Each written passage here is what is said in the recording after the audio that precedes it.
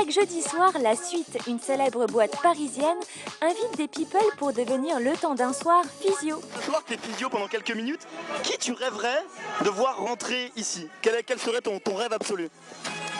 À qui je dis oui et que genre rentre, tapis rouge et tout. Ouais. Raphaël le chanteur. J'adore. Al Pacino et De Niro, tu sais, toute l'équipe de Hit.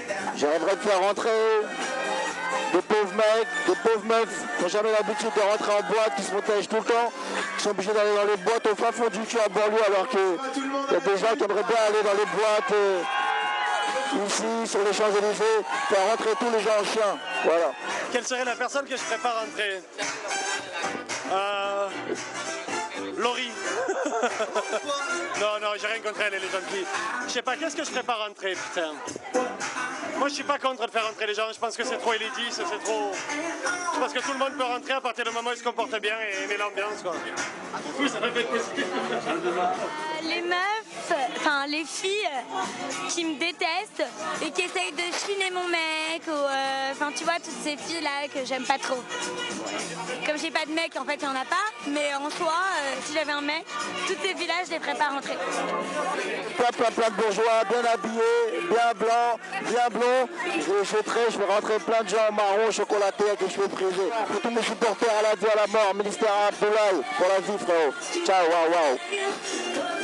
Et on commence avec Eddie Murphy qui pensait réellement repartir avec un Oscar pour sa prestation dans Dreamgirls. Hélas, le comédien est reparti bredouille et a piqué une grosse colère en découvrant que l'acteur Alan Arkin a remporté à sa place l'Oscar du meilleur second rôle. Dès l'annonce du résultat, Eddie Murphy et sa compagne ont pris la fuite sans même attendre la fin de la cérémonie.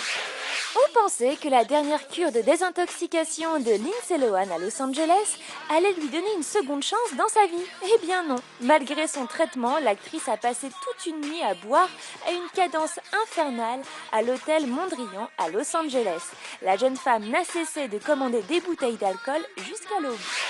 On continue avec Jean-Luc Delarue qui a reconnu lundi sur RTL qu'il avait pété les plombs en perturbant un vol Paris-Johannesburg après avoir pris des somnifères et de l'alcool pour lutter contre sa phobie de l'avion. Écoutez son interview. D'abord, je regrette beaucoup ce qui s'est passé dans le vol pour Johannesburg. Je tiens à renouveler mes excuses vis-à-vis de l'ensemble des passagers et du personnel navigant pour avoir perturbé leur voyage. Je ne me souviens pas de tout.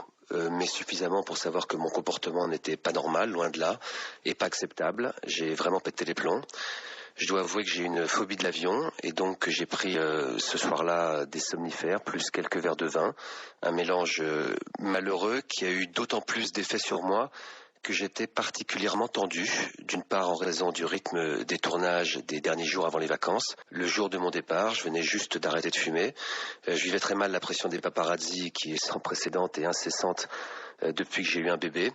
Voilà, tout ça explique certaines choses, mais je le précise, n'excuse absolument pas mon comportement sur ce vol. Lorsque Claire Danes est amoureuse, tout le monde le sait. Pendant toute une après-midi, l'actrice n'a pas arrêté d'embrasser Hugh Dancy devant tous les passants. Ah, c'est beau l'amour. Cameron Diaz a osé le dire, mes seins tombent sur mes genoux. Le matin, je pars à leur recherche et dans quelques décennies, je chercherai mes tétons dans mes chaussures. C'est très sexy tout ça.